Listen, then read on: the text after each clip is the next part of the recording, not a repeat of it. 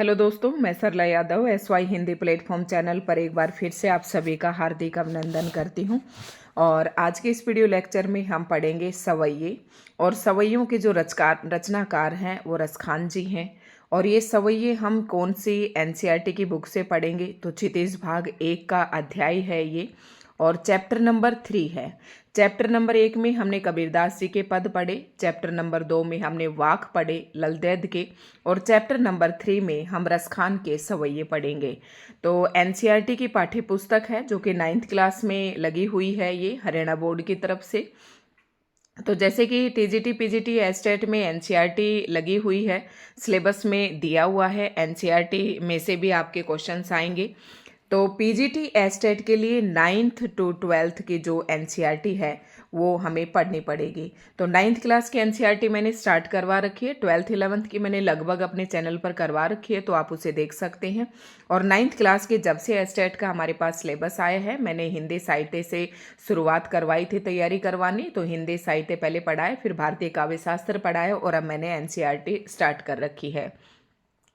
तो आज से जो भी कैंडिडेट नया जुड़ता है, सबसे पहले हमारे चैनल को आप सब्सक्राइब कर लें। सब्सक्राइब करने के बाद जब आप प्लेलिस्ट चेक करेंगे तो TGT PGT एस्टेट 2024 के नाम से आपको एक प्लेलिस्ट मिलेंगी, और उसमें जितना मैंने अब तक पढ़ाया है 2024 वाले एस्टेट के लिए, तो सारी वीडियोस आपको वहाँ पर मिल जाएंगी।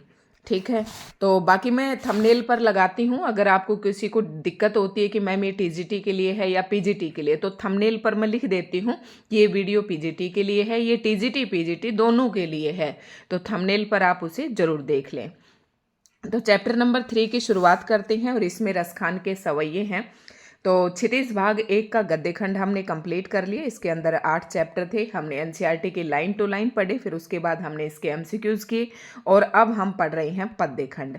और पद्य खंड के भी हम चैप्टर नंबर 3 पर पहुंच चुके हैं। इसमें रसखान के सवैये हैं।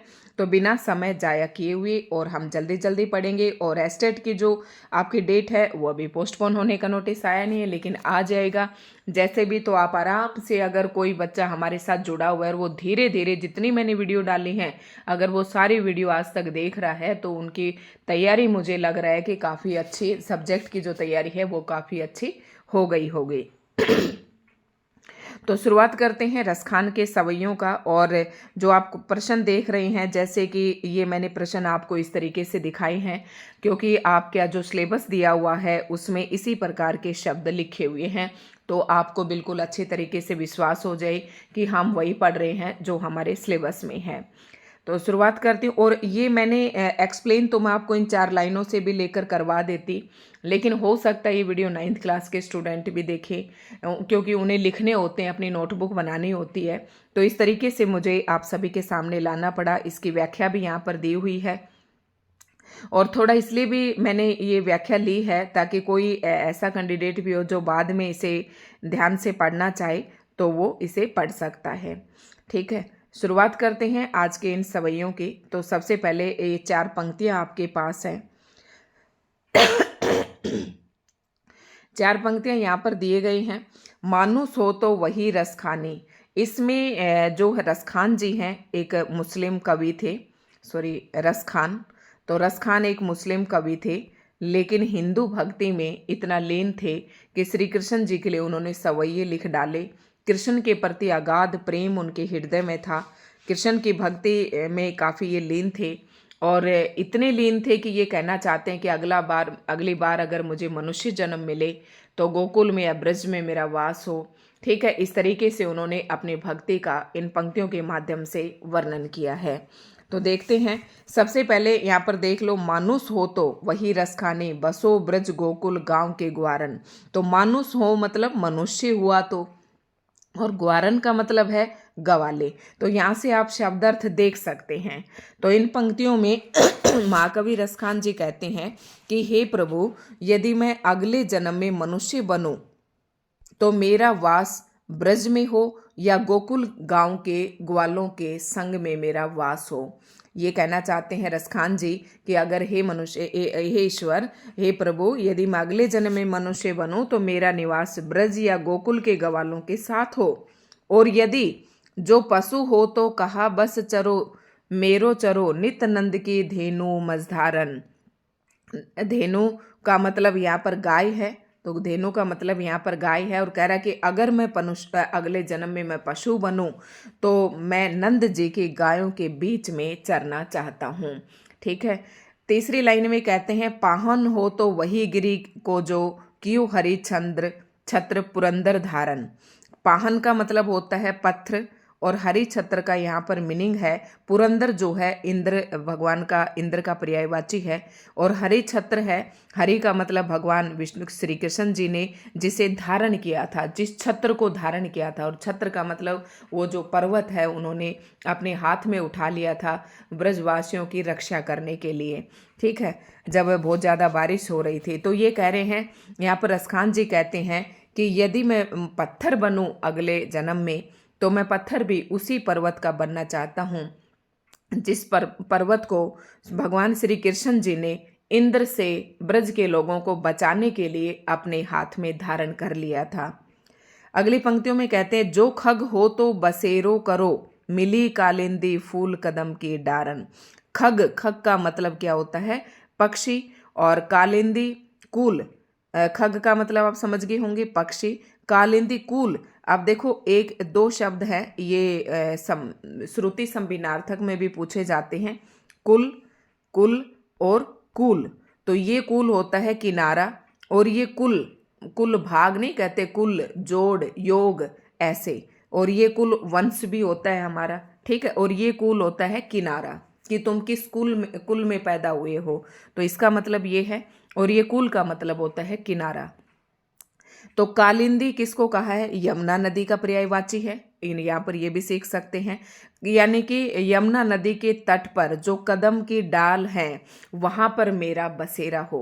रसखान जी कहते हैं कि अगर मैं पक्षी बनूं अगले जन्म में, तो मेरा बसेरा भी यमुना नदी के तट पर जो कालिंदी की कदम्ब वृक्ष की शाखाओं पर मेरा वास होना चाहिए। तो आप इनका मतलब यहाँ से समझ गए होंगे। शब्दार्थ भी मैंने आपको समझा दिया है, और इसका भावार्थ यही है कि कृष्ण भक्ति की जो भावना है उसका उल्लेख किया गया है। इस पद में उन्होंने जो है अगले जन्म में श्री कृष्ण की ब्रजभूमि में जन्म लेने की अपनी इच्छा प्रकट की है। तो आप यहाँ से इसका अर्थ पढ़ सकते हैं, यहाँ पर दिया हुआ है।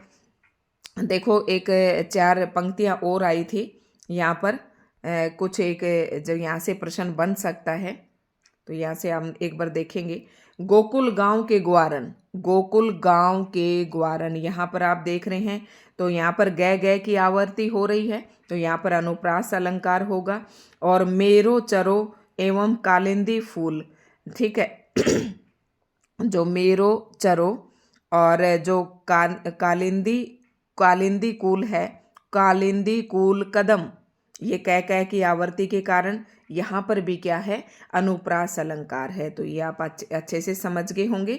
और इसमें अगर इन पंक्तियों को देखकर आपसे पूछे कि इन पंक्तियों में छंद कौन सा है, तो आपको बताना है सवैया छंद है। कौन सा छंद है? सवैया छंद है। ये भी याद रखना है, सवैये छंद में ये लिखे गए हैं।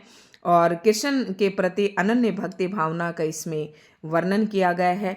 और इसमें रसखान जी जो हैं, मतलब ये है कि हर कंडीशन में, हर स्थिति में वो ईश्वर के समीप रहना चाहते हैं। और इसमें ब्रज भाषा का सुंदर एवं सार्थक प्रयोग किया गया है। ये जो पंक्तियां हैं ये सवैये हैं, ब्रज भाषा के अंदर लिखे गए हैं। तो ये कुछ प्रश्न थे जो आप सभी को इसका पता होना चाहिए। बाकी आप यहाँ से पढ़ सकते हैं अगर किसी को मेरा समझाया हुआ भी नहीं समझ में आ रहा है तो। अब अगली पंक्तियां हैं, या लकुटी अरु कमरिया पर राज तिहु पुर को ताजी डारी। ये 4 पंक्तियां आपको पढ़ना है। ये भी सवैये हैं, और इनके जो रचयिता हैं वो कौन है? ये भी सवैया छंद में लिखे गए हैं, और इनके रचयिता भी रसखान जी हैं।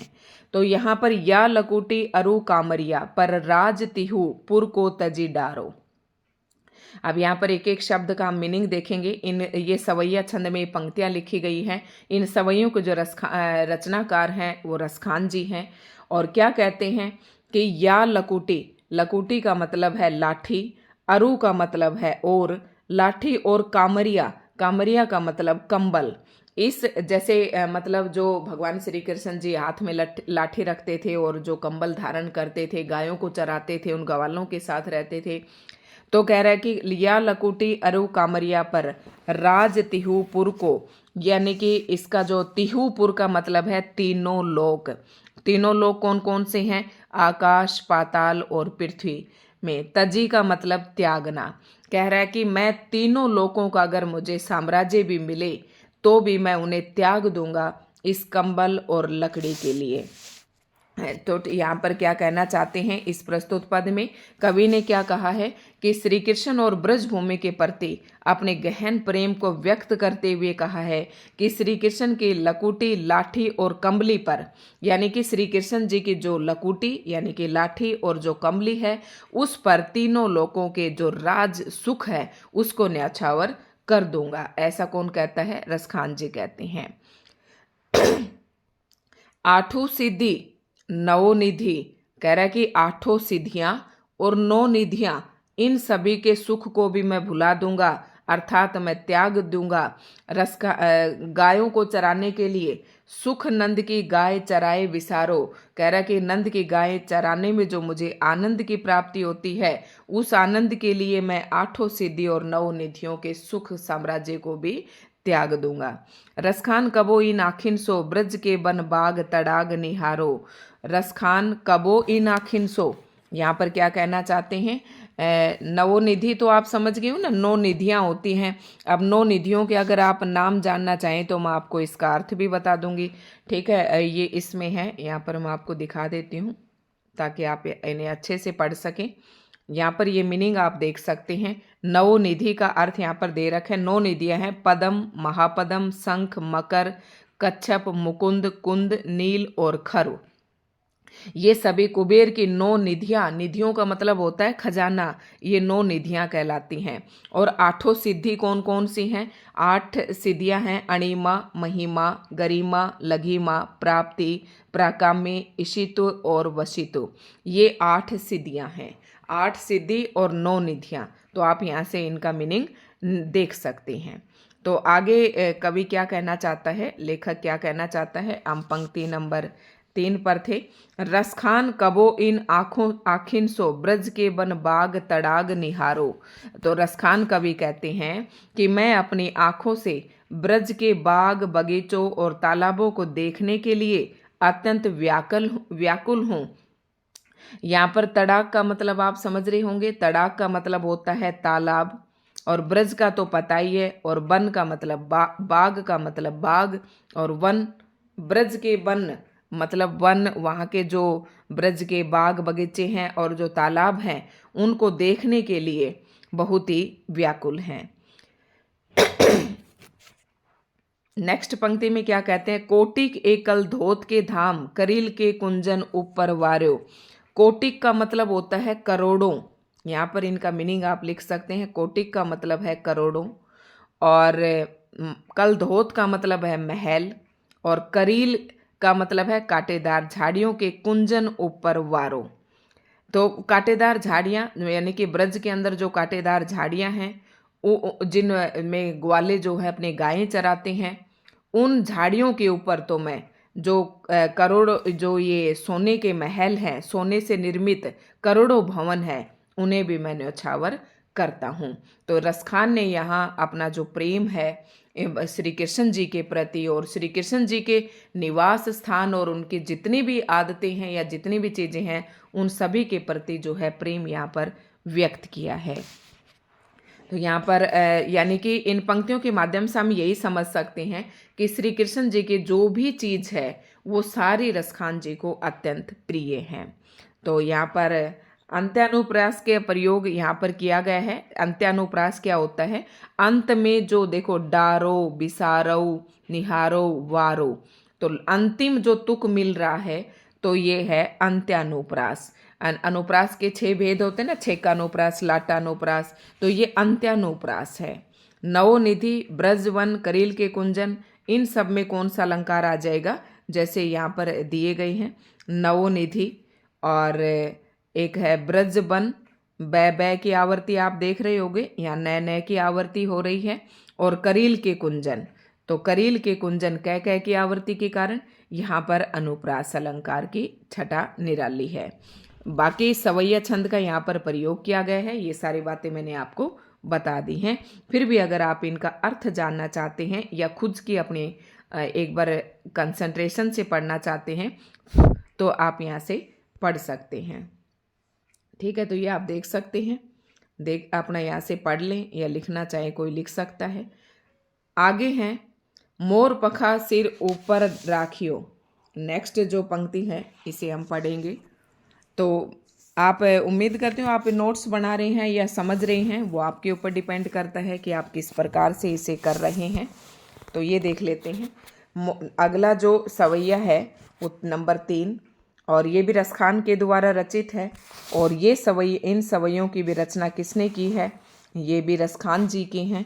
और पहले इनके शब्दार्थ भी आप लोग देख लेना, सारे यहाँ पर दिए गए हैं। मोर पखा सिर ऊपर राखियो, गुंज की माल गरे पहिरोंगी, ओडी पितंबर ले लकुटी, बन गोधन ग्वारिन संग फिरोगी, भाव तो वही मेरो रसखानो, सो तेरे कहे सब स्वांग करोगे, यह मुरली मूर्धन की अधरान धरी अधरान धरोगी। इन पंक्तियों में मतलब एक गोपिका है, वो अपनी एक सखी से कहती है कि वह श्री कृष्ण के लिए है ना कुछ भी कर सकती है, कोई भी रूप धारण कर सकती है।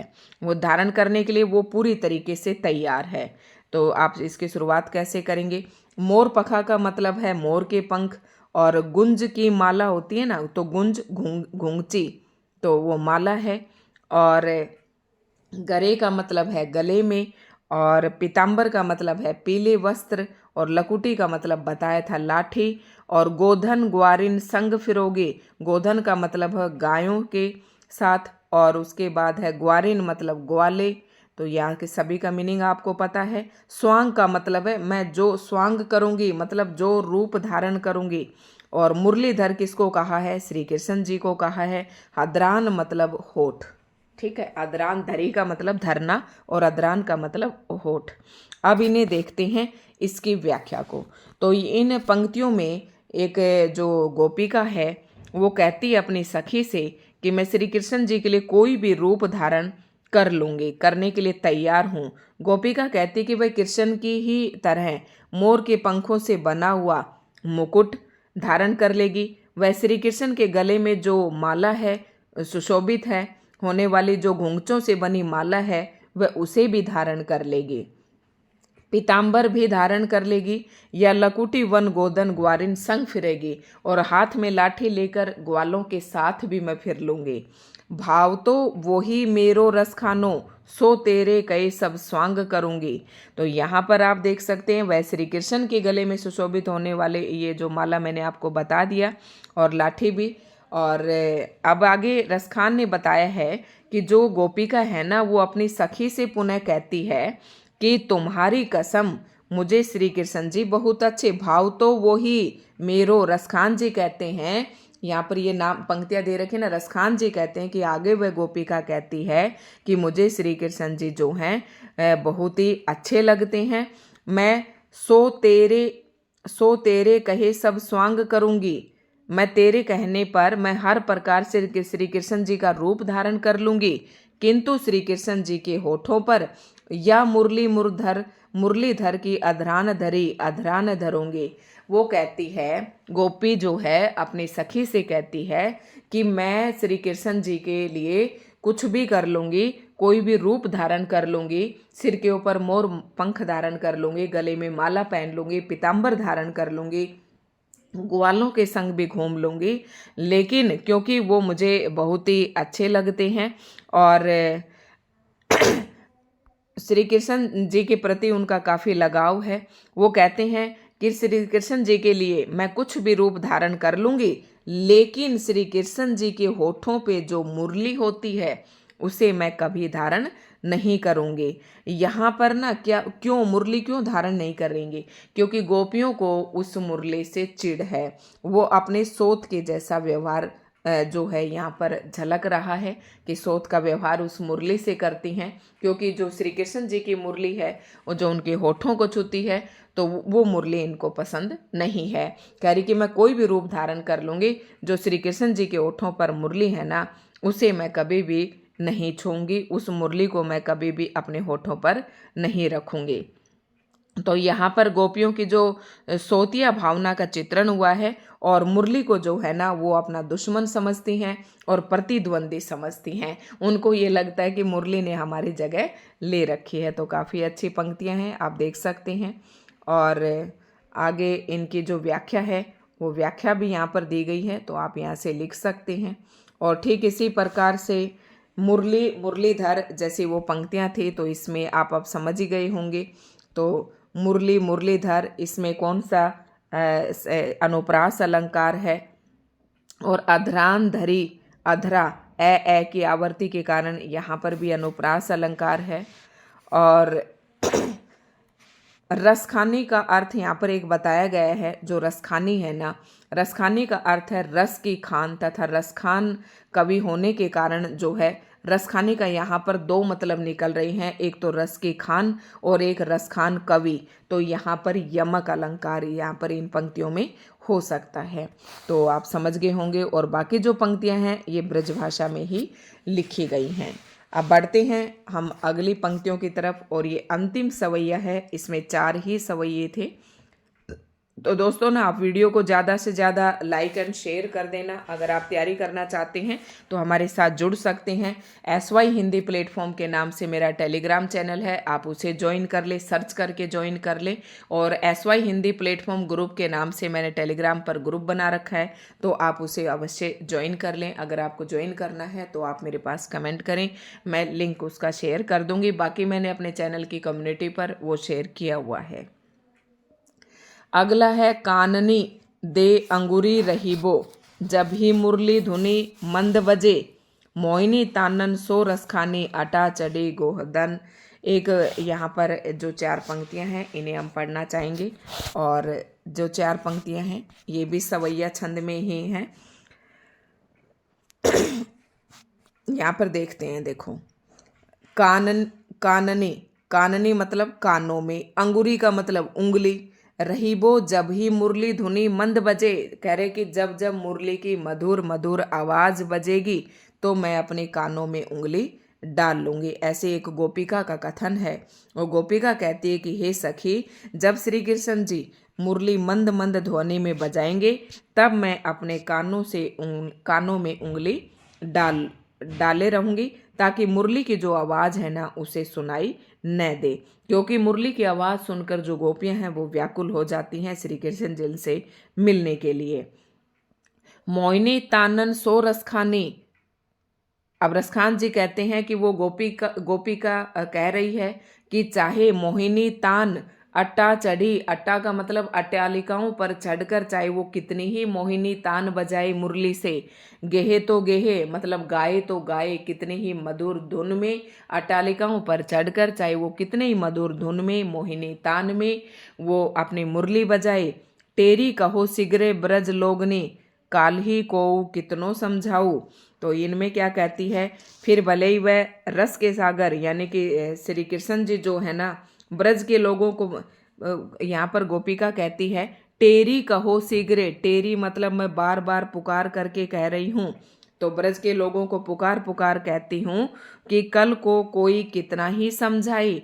ब्रज के लोगों को पुकार पुकार, टेरी का मतलब है पुकारना, कह रहा कि ब्रज के लोगों को मैं पुकार पुकार कहती हूँ। काली का मतलब कल को, कोई मुझे कितना ही समझाए। मायरी व मुख की मुस्कानी, संभारी न जाए न जहे, कि हे माता, कि वो जो भगवान श्री कृष्ण जी के जो मुख की मधुर मुस्कुराहट है मैं उसको नहीं संभाल पाऊंगी। तो यहाँ पर कवि के कहने का भाव है कि गोपिका श्री कृष्ण की मधुर मुस्कान पर अत्यंत मोहित है। और इसमें ब्रज की गोपियों पर श्री कृष्ण की मधुर मुस्कान के प्रभाव का सुंदर उल्लेख किया गया है, आप यहाँ पर देख सकते हैं। और मंद मंद मुस्कान का सजीव चित्रांकन किया गया है। और इसमें सवैया छंद का प्रयोग है। इन चारों पंक्तियों में आप देख रहे हैं सवैया छंद का प्रयोग किया गया है, ब्रजभाषा का प्रयोग है, और अनुप्रास अलंकार का जो प्रयोग है वो देखते ही बन रहा है। तो भाई ये कुछ पंक्तियाँ थी, मैंने सारा आपको पढ़ा दिया है। और अंतिम जो ये पंक्तियाँ हैं इनके अर्थ भी आप देख सकते हैं। और ये इनके अर्थ यहाँ पर दिए गए हैं। तो आप यहाँ से आप अपना लिख भी सकते हैं रोक कर। तो दोस्तों वीडियो आपको कैसी लगी कमेंट करके ज़रूर बताएं, और फिर अगली वीडियो लेकर आएंगे हम इसी के एमसीक्यूज़ की, और एमसीक्यूज़ भी हम साथ साथ करवा रहे हैं ताकि आप लोगों की अच्छे से प्रैक्टिस हो सके। तो धन्यवाद दोस्तों, वीडियो आपको अच्छे लगे तो लाइक एंड शेयर ज़रूर करें।